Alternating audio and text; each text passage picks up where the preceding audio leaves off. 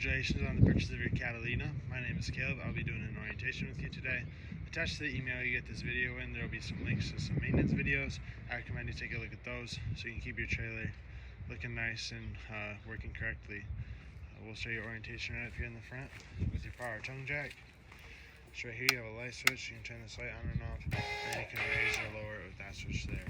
If this were to fail for any reason, you can remove this cap here. And there's a tool in your front compartment that you can manually crank your tongue jack up or down. Behind that you have your two 20-pound LP tanks with the regulator on here. It's got that little notch that points towards the tank you're using. So if this tank were to go empty, just twist this. So now it's pointing towards this tank. Behind your LP tanks is your battery. You can probably fit a second battery in here if you wanted to. And then you have a battery disconnect right here. So right now it's in the on position, that's the green spot there. If you want your battery to charge while you're hooked up to shore power or to your vehicle, you need to have it in this position like it is now. If you want to shut all 12 volt off to your trailer, just turn it down like that to the red. That'll shut all 12 volt off to your trailer.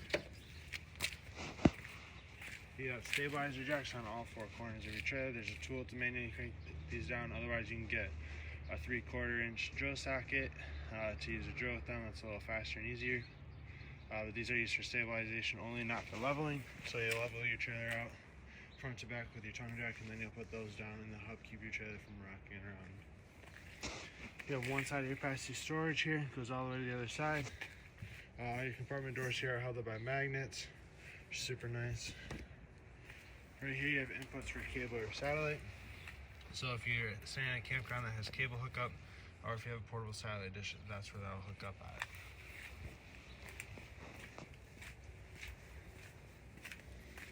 Right here, just behind your slide out and behind your wheels, you got your sewer drain here. So this handle right here is for your gray tank. That one will be for your black tank. So when you're ready to drain your tanks, hook your sewer hose up here. Pull your black tank handle first. Once your black tank is empty, pull your gray tank handle. That gray, dirty, sinking shower water is going to help rinse the black toilet water out of your hose. And then once your gray tank is empty, you'll close your gray tank, leave your black tank open. Then you'll come around to the other side of your trailer where you have a black tank flush, which is right here.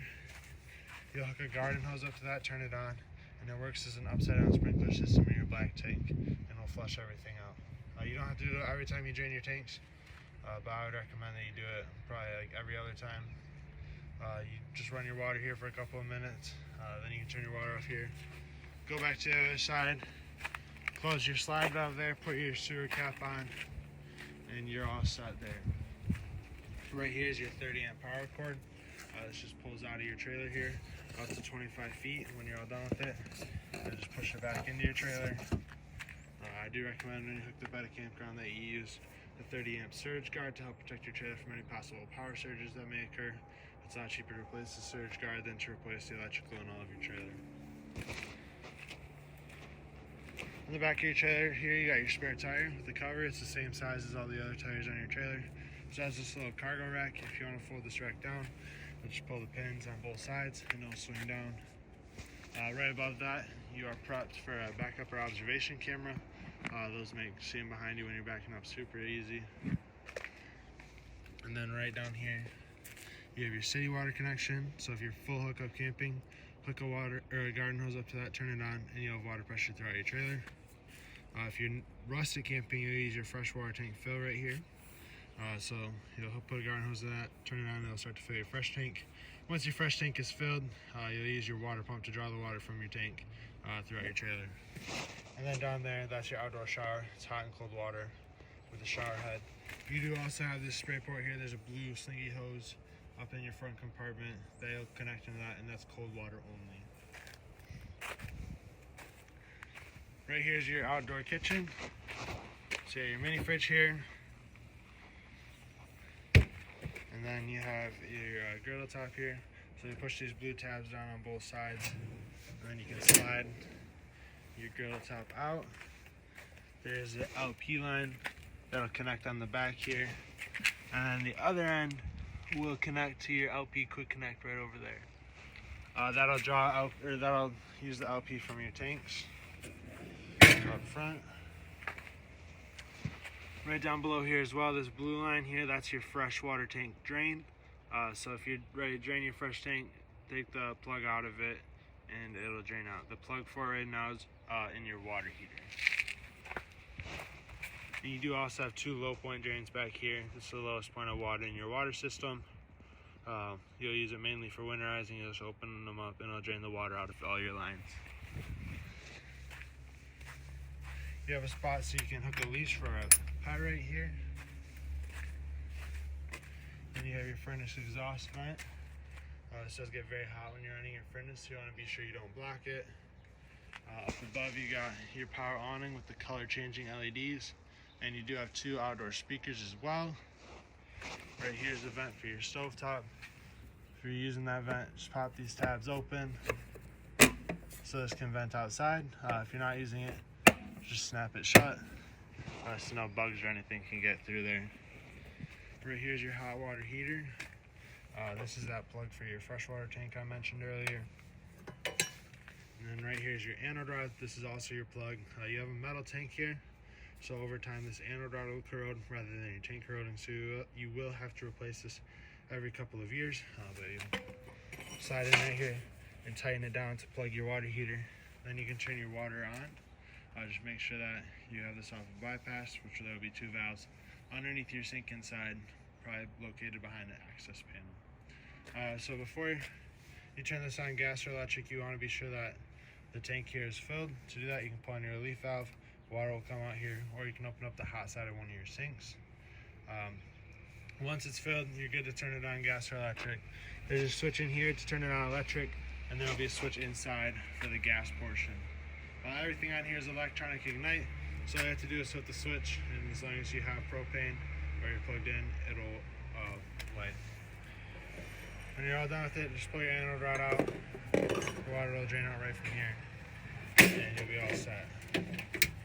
You have a spot for a TV here, so you got some plugs and outlets for it. You have solid steps on your trailer. With these solid steps, you want to be sure when you take them up or down that your door is all the way open. If your door is not open, that latch down there will hit on your screen door and it could damage it. But these just fold right up into your door frame here, and then they latch in place on both sides. If you need to adjust the legs on here, you can pull out these pins on both legs and you can raise them up or down, and then just put the pins back in at the desired length. Pull on the yellow handle here, just slide it over. That'll release the latches on both sides, and your steps will swing down. When you first take your steps out or you adjust the legs, you want to close your door slowly. You want to make sure that there's a gap between the top of your stairs and the bottom of your door. If there's not a gap there, your door will catch on the top of your steps and it could get damaged. And lastly, you got the other side of your passenger storage. Right here's this blue quick connect slinky hose I mentioned earlier. That'll hook in that spray port on the back of your trailer. And in this bag here you have your starter kit. So there's a 10-foot sewer hose, a 25-foot drinking hose, and a 30 down to 110 adapter. That is everything for the outside of your trailer.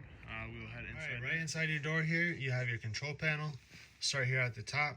You can check the levels of your battery, your fresh tank, your black tank, and your gray tank. Just push the button down. As they charge or as they fill, these will light up here. And then you have the switch for your water heater on gas. So it's got the separate switch outside for your electric. You can turn it on gas or electric, or you can do both at the same time. Right here's the switch for your water pump. So if you have your fresh water tank filled, turn your water pump on. It'll draw that water up from your tank throughout your trailer. These are the light switches right here. Then you have the control for your slide out. Hold down out to run it out, hold down in to run in. It's pretty self-explanatory. Your awning is going to work the same way. Hold down extend to extend it, hold down retract to retract it. However, with your awning, it will not stop automatically. So you do want to keep an eye on it when you're running it out. There will be a valance that drops down. That's some extra fabric. And you'll also be able to see the bare awning tube. That's when you take your finger off the button. If you don't take your finger off the button, your awning will continue to roll itself up, and it will roll itself up upside down, and it'll stretch out your awning fabric, and it could damage it.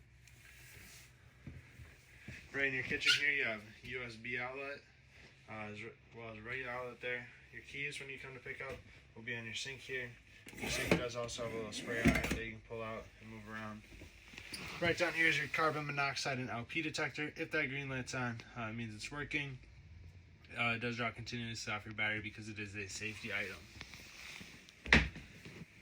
You have your standard turntable microwave up here. Then you have your vent fan with a light right here. Just be sure you have that vent open on the outside as well if you're going to use that. You have this glass cover for your stovetop. Just fold it up out of the way when you're ready to use it. So light it, turn it to the flame, turn your igniter to the right until your burner lights. Then you can adjust your temperature. For your oven, you'll turn it to the pilot light here, hold it down while you turn your igniter to the right. And then once your pilot light is lit, you can adjust your temperature from there. So you have a light switch on here as well. Turn it to the up position, that'll do these blue lights here. If you turn it to the down position, that'll do the blue lights as well as the oven light. Right down below your oven, you have your breakers and your fuses. Everything in here is labeled on the sides. If a fuse were to go out, there will be an LED that lights up next to it so you can easily identify which one is popped. One more thing with your stovetop is you want to be sure you put this glass cover down for travel. It could break. Right here you have this switch here. This will turn power on and off to your refrigerator. Your refrigerator is 12 volt, so it does not run off of propane. It'll run off your battery, or if you're plugged in, it'll run off of 110. Head into your bathroom now. Starting with your toilet, it's got a foot pedal flush. Halfway down brings water into it. All the way down will flush into your black tank. You have a GFCI resettable outlet. And right up here you have a vent with a fan in it. So you'll crank the vent open. There it goes. You crank it open, and then you can turn your fan on with that switch here. With this vent and all the other vents that you have in your trailer, you want to be sure that you close them if it's going to rain or if you're traveling, so you don't get water in here and so they don't break in travel or in transit. You have a light switch right here inside the door for your bathroom. Right before your bunk room, you have your thermostat. So at the top, you have the slider here to control your temperature. Down here, you can choose which system you want to run, your AC, your fan, or your heat. And then you can change your fan speeds here on the right side. This switch is for your bunk room lights. You got all your bunks in here. And then this will turn into a bed as well. You just gotta move the cushions around. You have a location for the TV here. I believe we'll just set right here on the countertop. And then your hookups are right down there. You got a U-shaped dinette here. Lots of seating around that. This also can turn into a bed. So just remove the tabletop from the legs there. The tabletop will set on this ledge all the way around. And then you'll use the extra cushions to fill in the gap there. Then you got your sofa here. It's got a cup holder in the middle that folds down. Otherwise, this is also a jackknife sofa. So you just fold it flat like that and you have an extra bed.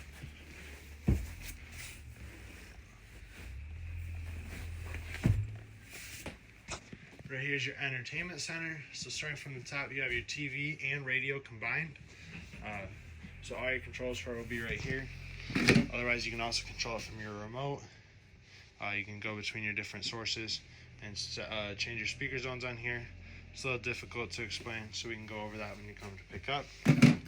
Then you have the remote for your LEDs on your awning. So you can choose what color you want, or if you want it to be flashing, or whatever you want it to be. And then down here is your fireplace. This is electric only, so you do have to be plugged in for it to work. You got your power button here. You can adjust the flame colors, low and high heat or no heat. Change your temperature, and then you can set a timer up to 8 hours. So it's a nice space here, puts out a good amount of heat. Like I said though, you do have to be plugged in for it to work. Up here in your bedroom, you got your light switch right inside the door. You have another spot to hook up a TV. There will be a backer in the wall here. Just use the stud finder to find the correct spot. You got USB charging outlets on both sides.